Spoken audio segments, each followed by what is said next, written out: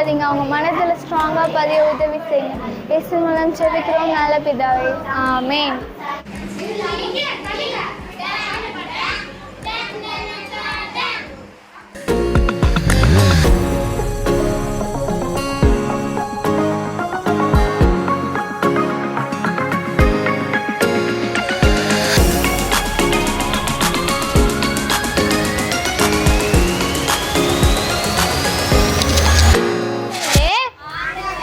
என் உதடுகளை திறந்தருளும், அப்பொழுது என் வாய் உம்முடைய புகழை அறிவிக்கும்.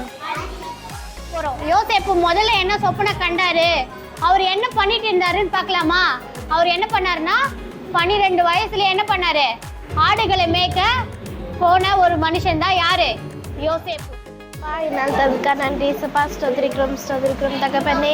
ஏசப்பா இன்னும் முதல் கூட வந்து கண்மணி போல காத்துரு ஏசப்பா.